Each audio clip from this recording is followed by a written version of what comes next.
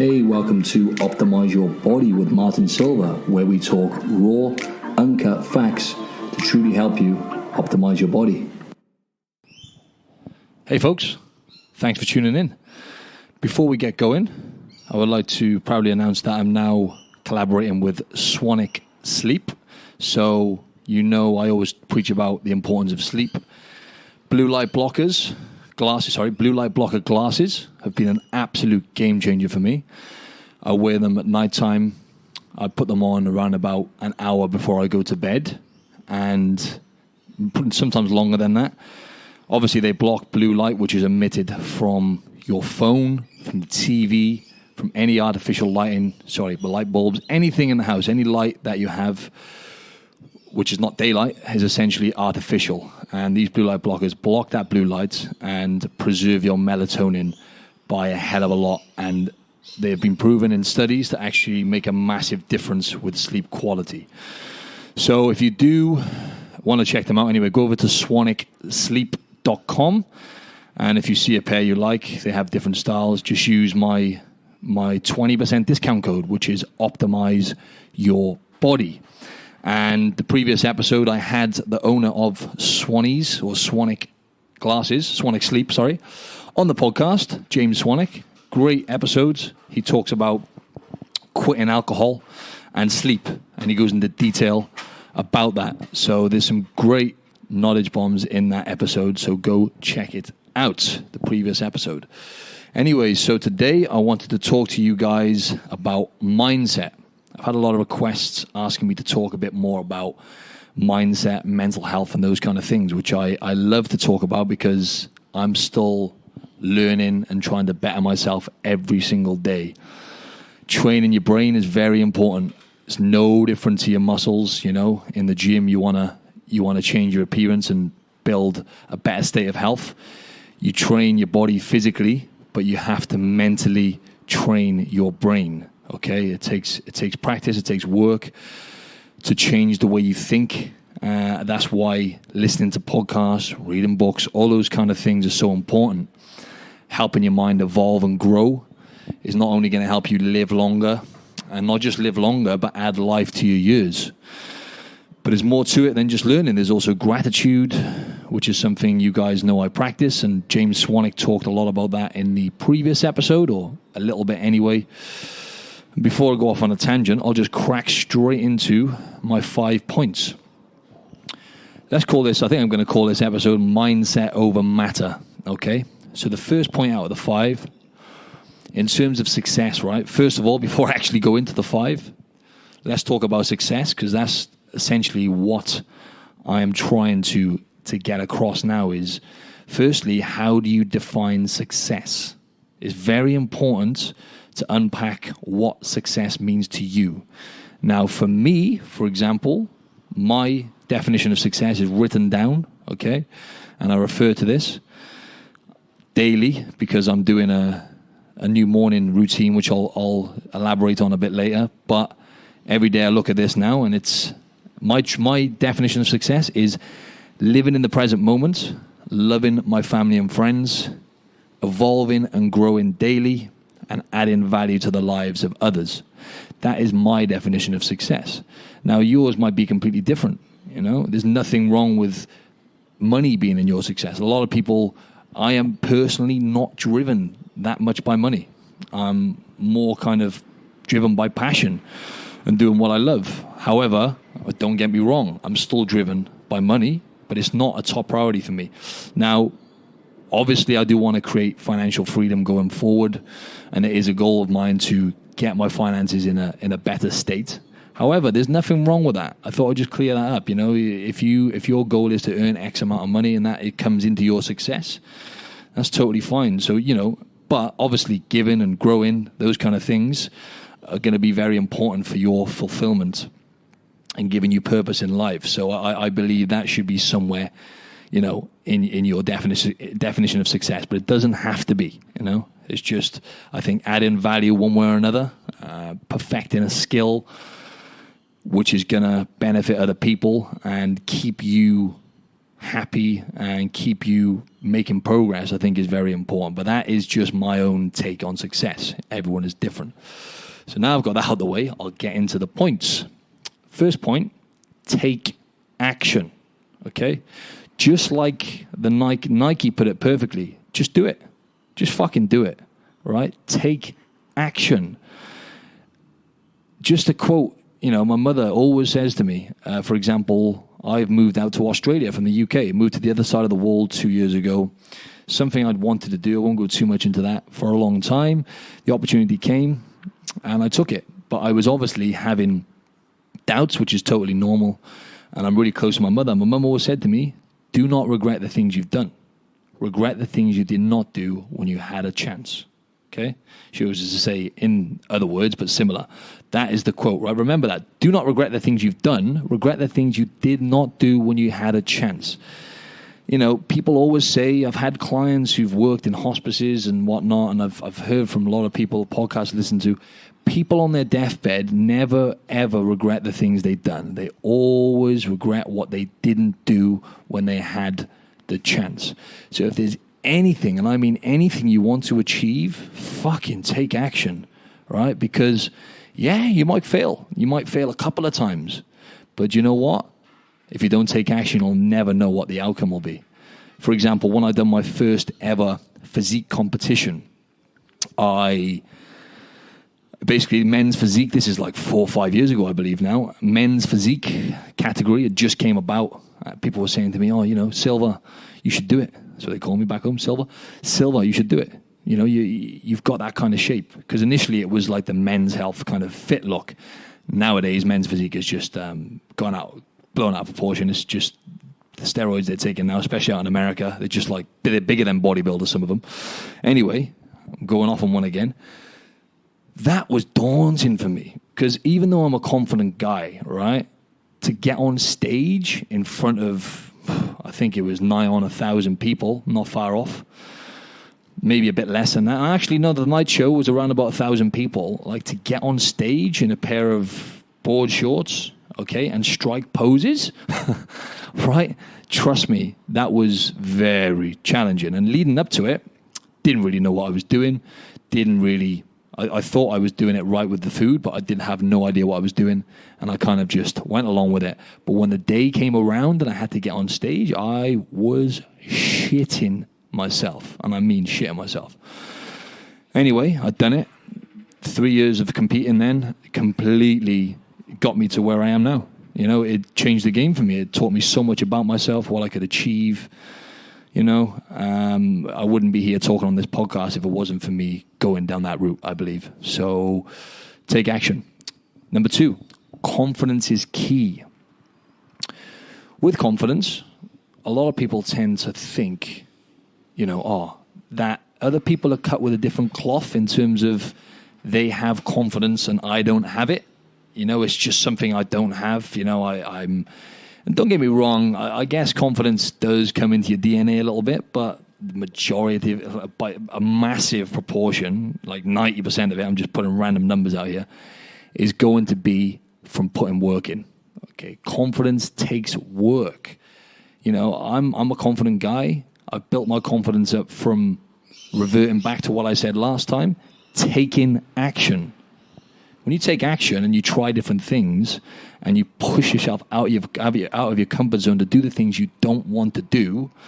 Now, don't get me wrong, I'm still working on this, right? I still avoid things I don't want to do, of course. However, I am more confident as a result of doing those things that make me feel uncomfortable and pushing myself to strive and achieve. Okay, so confidence takes work. But confidence breeds success, and success breeds confidence. So don't look at other people and think, I'm not like them. I haven't got that level of. You can build that up. It comes from building it up, And people might look at me and think, it's okay for him to be confident. No, I haven't always been in this shape and stuff. I wasn't confident going back like maybe 10, 11, 12 years ago. To be honest, when I started doing personal training, that made me a lot more confident because I had to put myself out there. I had to learn. I had to speak to people. I had to adapt to each person's personality. And hold conversation and help people achieve their goals, right? So that helped build my confidence up, But the key thing is confidence takes work and being open to doing some scary stuff, right? Confidence takes work and you've got to be open to do some scary stuff. Number 3, understand why, okay? Now the why, the power of why. No, actually, what's it called? Start with Why. It's a great book, whilst we're on that topic, by Simon Sinek. One of my favorite books. Start with why, okay? Why are you doing the things you want to do, all right?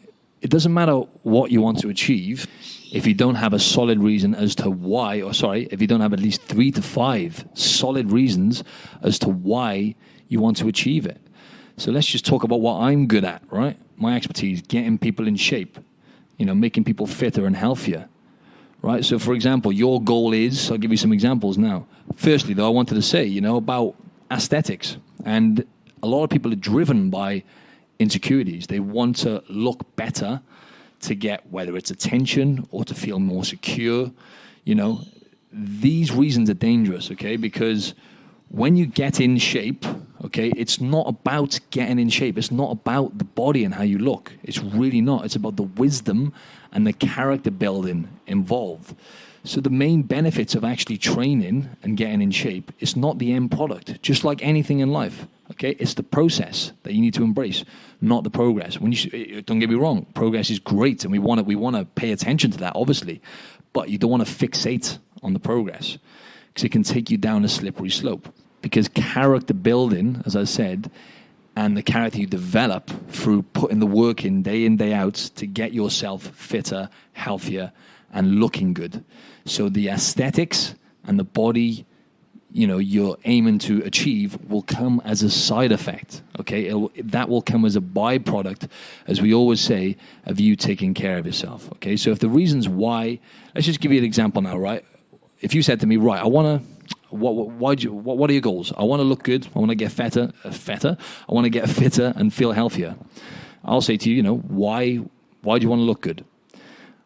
I want to look good because I want my family and friends to be proud that I've improved my health and my physique, right? That would be, a valid reason, and that's a good driver. However, if your answer was, I want to look good because I don't like the way a certain body part looks, I don't like the way my stomach looks, so I want to look good so I can feel more secure about myself. That is the wrong reason, because that is going to lead you down the path I just explained then of nowhere, essentially. You're going to be chasing how you look, and you see this time and time again, people on Instagram and stuff putting their best foot forward, as we do on Instagram, and trying to show you the shape we're in and whatnot, and deep down, because I've met a lot of, fitness models and stuff like that, who are really insecure, and you meet them and what they put out on Instagram and whatnot is not really who they are. And, being in shape, when people literally make that what drives them to be in shape, then they end up just unhappy and chasing attention and likes on Instagram. And that just leads you down a path of, I'd say depression eventually, because, in human interactions in real life, feeling good, building character, all those things I mentioned are what are actually going to get you to that fulfillment and get you to reach success. So without going into too many other questions, right, I was going to reel off a load more questions. It's just an example for you. Understand why you're doing things. And if you can write down 5 reasons why, and they're valid reasons, as in they're going to serve you, and they're not going to be based on insecurities and kind of superficial things, then you're on the right tracks. Okay, number 4, train your brain, okay? So, as I mentioned, training your brain is vital, okay? I'd like to go a bit deeper into what I mean by training your brain. Habits, right? So, in the mornings, right? Don't go on your phone when you wake up in the morning. I don't care what your excuse is, checking emails for work or whatever. It can wait. If you're more organized, right, okay, in certain cases, right, there might be a time where you have to check your emails, but not every morning, really. Don't go on your phone in the morning. Don't go on social media, okay? So it's been proven that it literally dictates your whole day, right? If you go on your phone in the morning, you're putting your brain into that fight or flight mode, whether you realize it or not. You're putting yourself straight into that stressed state, especially if you go on social media, right? So have a solid morning routine. Now, in the mornings, obviously, as I mentioned before, I start work at like 5 a.m. most mornings with clients, right? I set my alarm for 10 past 4 or quarter past 4 in the morning. My phone is the other side of the room, okay? So that alone, if you can take that away from this podcast, don't sleep with your phone next to you so you can just put it on snooze, okay? Stop snoozing, right? I've stopped doing it this year. That was my goal. I've stuck to it. Just put your phone on the other side of the room, get up, and get out of bed. Snoozing is losing, right? It's essentially you're putting your goals and dreams on hold when you're snoozing, right? That's what you're doing. So stop snoozing, put your phone on the other side of the room, get up, okay? Now, my routine after getting up out of bed and not snoozing is cold shower. Jump in the cold shower for a minute, boom, I'm raring to go. I'll make my hot water with lemon and a little bit of pink Himalayan salt, which is one of the best concoctions you can have in the morning, okay? Lukewarm water to hydrate you. That's a major thing. Most of us wake up super dehydrated. Get a bloody pint of water or half a pint of water into you. And even better, as I said, squeeze a quarter of a lemon in there. Pink Himalayan salt. Boom. The ultimate morning concoction. And then I will do some stretches for literally 3 to 5 minutes. I'll do some yoga moves. And now I've started following... I read another amazing book for you guys on this topic, is The Miracle Morning by... I always forget his name now. It begins with an E. I can't think of his name now. Anyway, I listened to him recently on another podcast, and it inspired me to get it going again, the morning routine. So basically, the first thing you do is silence, right? But I do it in a different order. So I do my exercise first. I just said to you then.